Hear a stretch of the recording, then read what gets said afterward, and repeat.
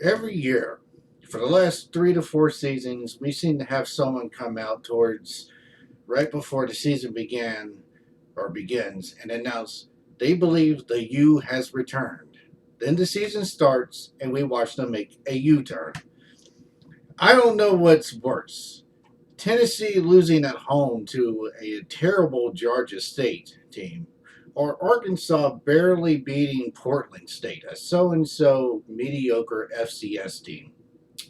It may not be too early to file for unemployment. It is not good to sit there and openly admit that you're tanking. Ever. That's just bad PR.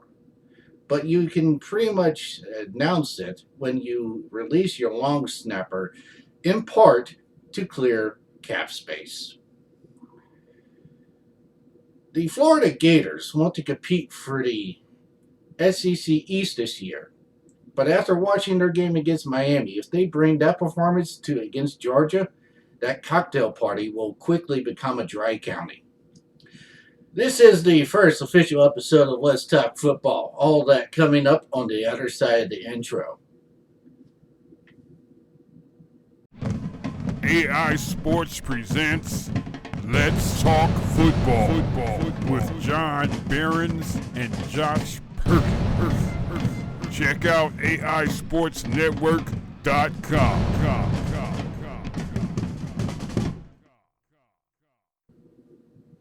All right, welcome to this season opener of Let's Talk Football, episode uno. The season is officially here. Football season's upon us, ladies and gentlemen, and I am more than excited. But I'm still trying to wrap my head around your monologue. That was pretty impressive, sir. Pretty impressive. Okay, so we'll start out with the NFL. We'll get to the top 25 in college football first, but 50-man 3 rosters have officially been finalized, or at least so we think. Right. And there's been some interesting trades. Let's start with the tanking Dolphins. Their first trade was a trade to the Seattle Seahawks of Clowney in exchange for Kike Mingo, who's... You mean, wait, you call Barkevius Mingo Kiki? Well, that's what he calls himself. Oh. So, yeah, Barkevius Mingo, an offensive lineman, which why would you want a lineman from Seattle? I don't know. And a few picks. And Seattle gets Jadeveon Clowney after earlier trading away Frank Clark. Seems like Seattle won that deal. Oh, by a long shot. They won that deal for certain. But really, you traded away Clark, and now you're trading for Clowney, who wasn't that a cap move anyway? I mean, had to have been. Well, because here's the thing: the Texans were going to franchise tag Clowney. Clowney wanted a deal, and the Seahawks gave it to him. Yeah, I know that, but what I'm saying is, isn't it kind of hypocritical of the Seattle Seahawks to sit there and trade a guy because of contract reasons, and then trade for a guy who's being traded for contract reasons? I mean, for all that, in the first place, you should have never traded away Frank Clark. You might as well just have kept him. I mean, if you want to look at value between Clark and Clowney, I mean, it's about what. I mean, they're both forces to be reckoned with on a defensive line. So if you're gonna do all of that, why not go back to square one and just keep Clark? That's probably the most logical thing. But then again, NFL front offices are filled with people with, I'm going to say this kind of loosely, mediocre common sense. We'll see about that. Okay, the other trade. The Saints trade Vince Beagle. Yes, Vince Beagle, linebacker. Vince Beagle, linebacker, I want to say third year, to the Miami Dolphins for good old Kiko Alonso. Kiko Alonso, which I think the Saints definitely won that trade. But hey, what can I argue? The Dolphins are clearly tanking, even though the front office doesn't want to admit it. Which, again, like I said, in opening bad PR, you don't do that. But they're tanking. It's a liquidation sale right now. To say that Miami's trying to rebuild is kind of a long shot, if you ask me. I mean, they say they want to rebuild, but That would require actually knowing how to build a team. yeah, which is going to require for them to have to clean some house in the front office. Absolutely. Maybe get a brain cell or two. Uh, Not a brain cell two, maybe about 10 or 15 more brain cells, probably. All right. Let's see. Who else? What was? Oh yeah, they also traded. The Dolphins traded Tunsil and Stills to I believe the Houston the Texans. Texans. The Texans. So the Texans were involved in 2 trades over the weekend, or not weekend, weekend / past week, whatever. So they're making some interesting moves to seem to get better on the offensive side. I mean, Tunsil is a great tackle, and really should be able to fit in and help protect Deshaun Watson. But and now they get Kenny Stills. So now they have a wide receiver opposite of Hopkins. DeAndre Hopkins, yeah. So that should be interesting. So Houston, that would be a team to watch out for in the AFC. Hmm. I mean, now you got a little more protection, a little more beef up front to protect Watson, and Watson also has another weapon. And Kenny Stills, I mean, he's been hanging around the league for quite some time, but he has been quite the contributor. With his time in New Orleans, his time in Miami. Now he's going to Houston. He's playing for a dynamic Deshaun Watson. And then another move is, and this wasn't a surprise to me. I'm sure Bills fans were, the fact that the Bills cut Shady McCoy, who was then later very quickly signed by Kansas City. And now I think about the Shady McCoy, cut really didn't surprise me, considering how he's digressed. Well, would that be a proper word? Degressed. Degressed. Yeah, there's Degressed over. He's gotten older, and it shows. He has some wear and tear. There's some mileage on him, but he's still a pretty good running back in my mind.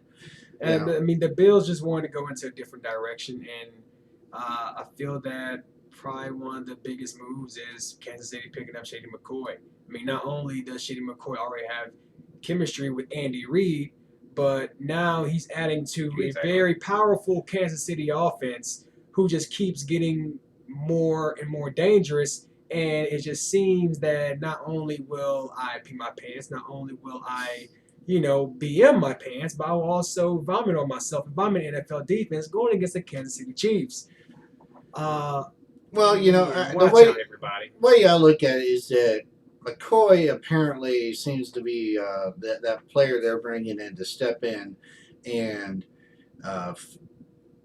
fill in the void that was left by the release of Kareem Hunt. And, well, good old Kareem, he shouldn't have put his hands on anybody. But it was good for Kansas City to get Premier back to replace Hunt.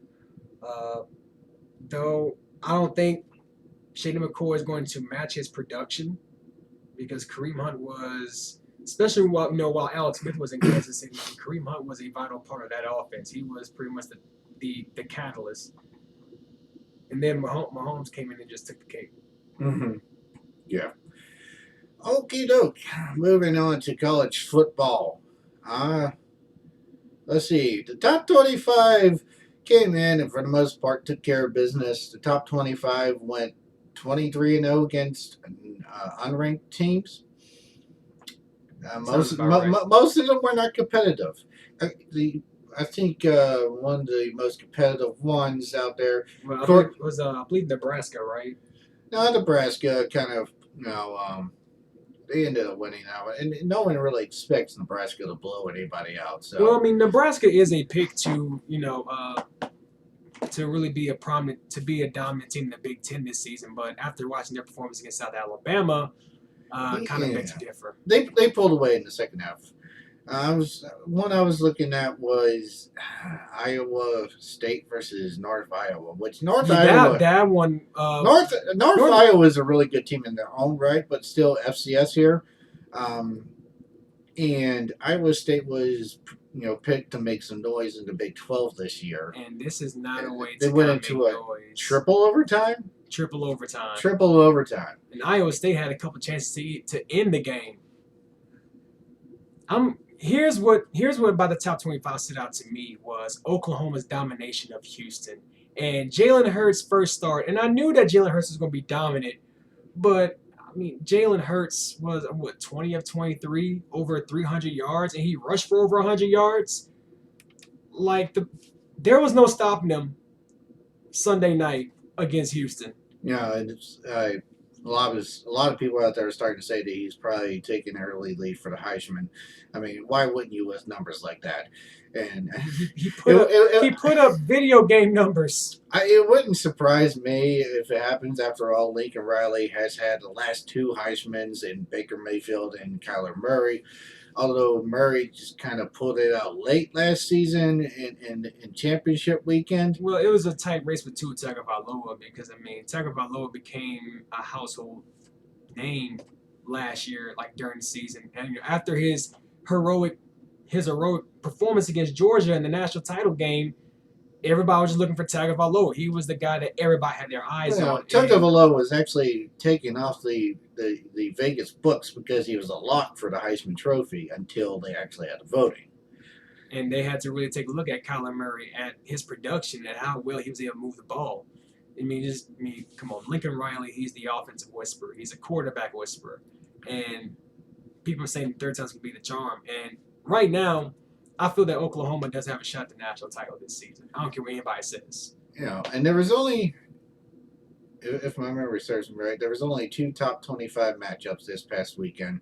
Auburn versus Oregon, and then was it Florida and Miami, or is it versus Miami? Was it a neutral site? It was Florida at Miami. Florida at Miami. Okay. I didn't know Miami was ranked though. I forgot. You're right. They You're were right. You're ranked. right. They were on rank. I was thinking, Miami, Florida. That must be a top 25 game because in the past they had been. But that game was just sloppy. It was. And considering the fact that Jarren Williams got sacked 10 times, and Miami looked sluggish. Miami kept it close. It's a question of, is Miami that good or is Florida just that bad?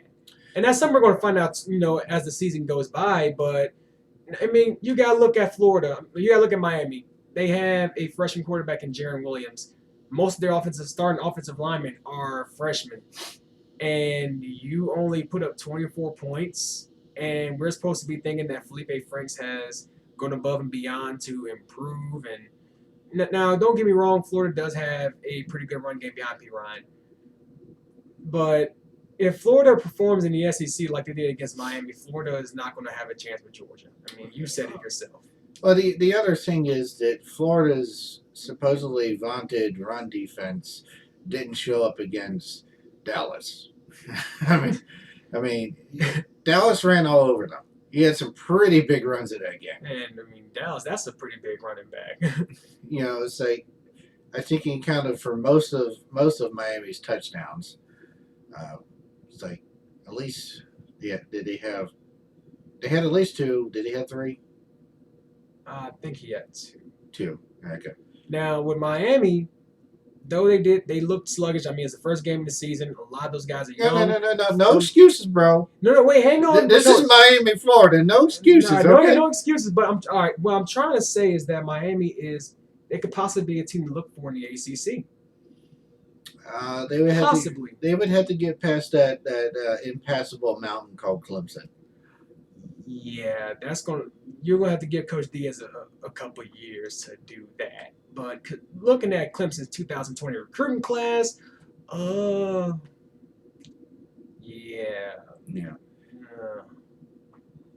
It's like you want to sit there and say the U is back. Well, stop sipping your. I wouldn't say the U is back yet.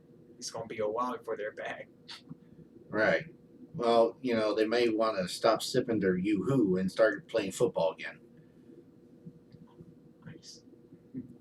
Okay, moving on. it's like, well, okay, let's talk a little bit about Oregon real quick. That game was actually pretty epic. It was. Bo Nix struggled throughout most of the game, but I mean, looking at that game, and of course, with Bo Nix being a true freshman, this being his first college start, we were expecting some mistakes out of him. I mean, he was 13 for 31. He threw 2 touchdowns and 2 picks. Not the best performance, but one thing I can say about Auburn is that Auburn, I mean, they were down by 2 possessions against Oregon at one point. And Auburn really did they showed a lot of heart and they showed a lot of grit. And that's something that's going to take them very far if they want to compete in the SEC West. But of course, in the SEC West, you got to overcome mountains like Alabama and a very much improved LSU football team. Which we'll get to in a bit. Yeah. All right, moving on to our conference of preference, the SEC. Now, there was a lot coming out saying that the SEC got off to a pretty rough start this year. Rough is an understatement. But, hey, okay. So, Auburn played Oregon, so... Okay, look, I hate to cut you off. Let's talk about 3 SEC teams losing to Group of 5 teams. Let's talk, Tennessee, let's talk about you for a second. How in the world, on Rocky Top, at home opener, you lose to probably one of the worst Group of 5 teams out there in Georgia State, who's damn near a laughingstock in the Sun Belt? Yeah, they were an impressive 2-10 last year. Yeah, very impressive. Good job, Coach Pruitt. Finished ranked in the bottom 12. So, moving on. They weren't top 12; they're bottom 12. Let's go to No. Oh. We're not letting the Volunteers off that quickly. Okay. Okay. Keep going. I was going to show them a little mercy. Okay, so I was watching the highlights. The Volunteers. Correct me if I'm wrong, but the Volunteers actually won the turnover battle in that game, right? Right. However, Georgia State won. So statistically, the Volunteers won the turnover battle. Right. But physically, it was Georgia State that won the turnover battle because they got 2 fumbles inside Tennessee territory and got touchdowns off of both of them. They got a sack in the first half that they didn't even have to touch the quarterback on. The dude just fell down.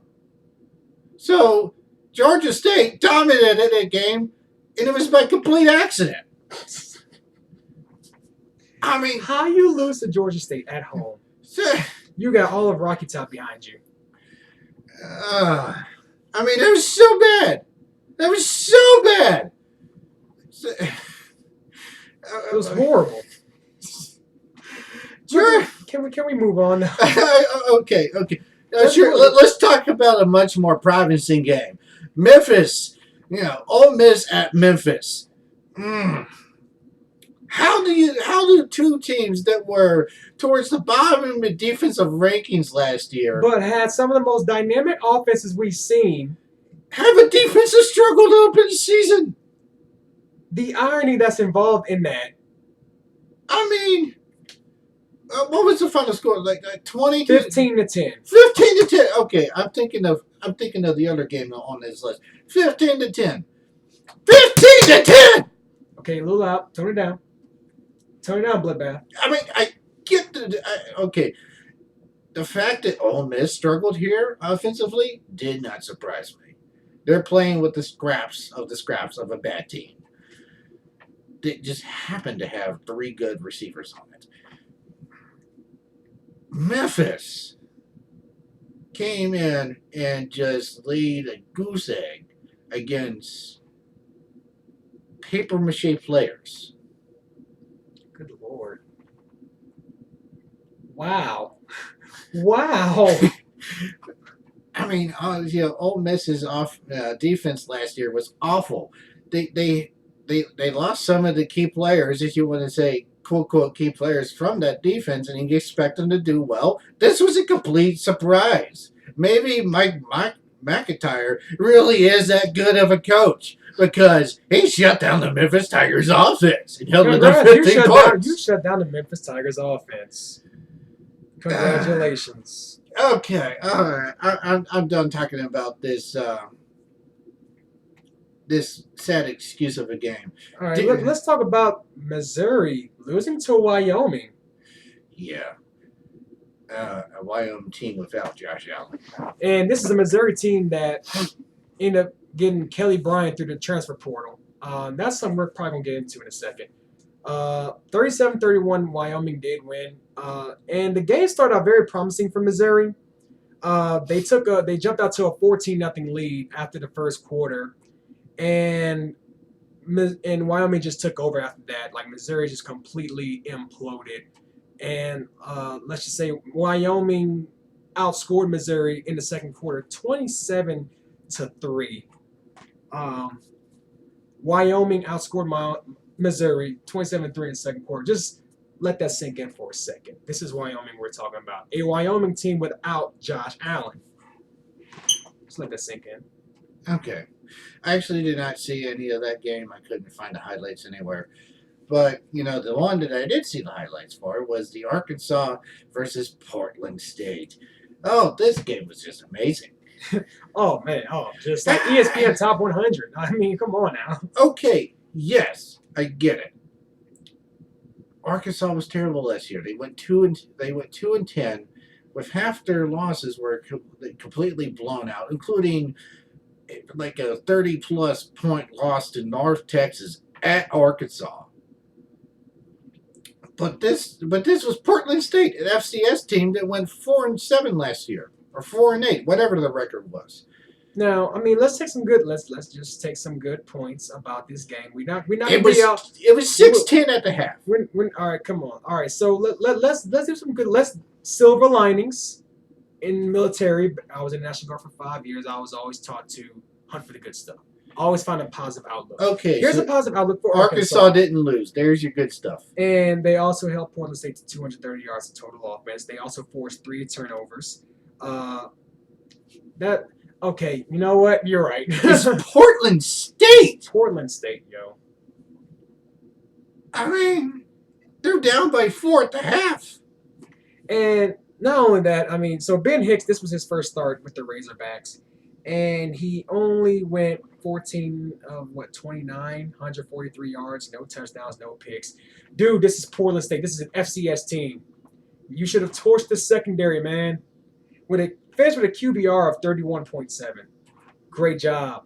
I mean, Kansas did better against Northwestern State. And they lost.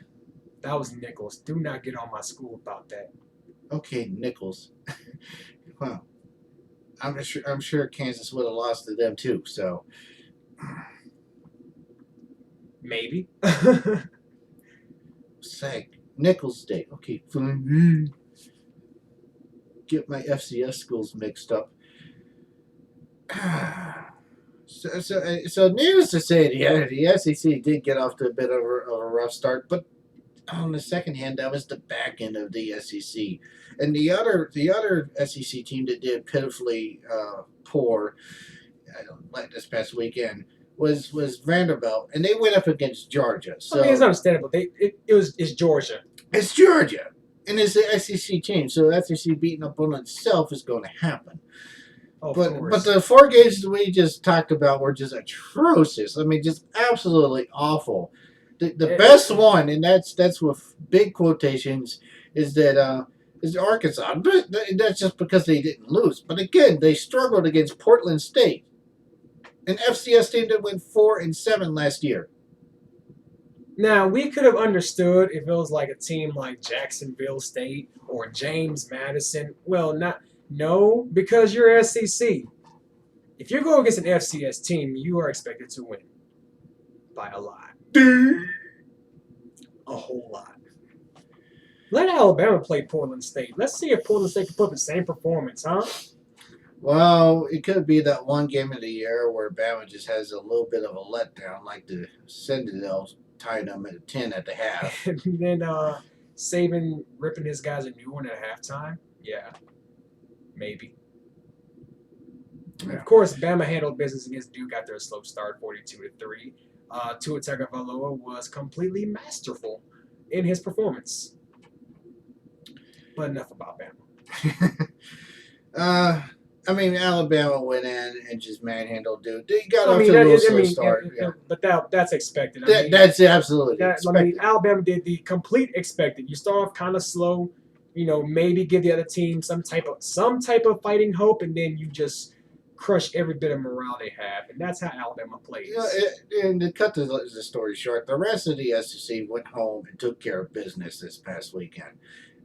We won't really start seeing any real quality matchups with the top tier of the SEC teams until as early as next week with Texas versus LSU. And that's going to be a good one because Texas claims that they are back. Yeah. So Tigers head up to Austin on the 7th at 6:30. That should be a really good game. I'm actually quite excited to go watch that one. Same here. I hope y'all are too. This would be Texas Longhorns' biggest non-conference opponent since 2006 when Ohio State played them in Austin. So let's just say Longhorn Nation is going to be rocking this Saturday when the Bayou Bengals come in. But I mean, I think it's going to be a pretty good game. I believe that it's going to start off very competitive, but I mean, the SEC, LSU, they're going to use their strength and they're going to use their speed. They're going to use their size to wear down Texas. I believe that Texas is going to slowly wear down as the game goes on. Okie doke. No NFL games this past weekend. They have their season kickoff coming up, starting actually in Green Bay on Thursday Night Football. Opening kickoff. See, this is what I love about fall. Barbecues, tailgating, drinking some beer, watching some football, and it gets a little cooler. Hopefully. Yeah. Maybe in December. I can't wait till December. I can't wait till December, Massa. Wow. Never mind.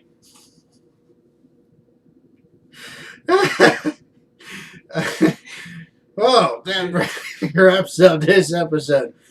First of the season for Let's Talk Football. We're looking forward to hopefully what ends up being a very exciting season.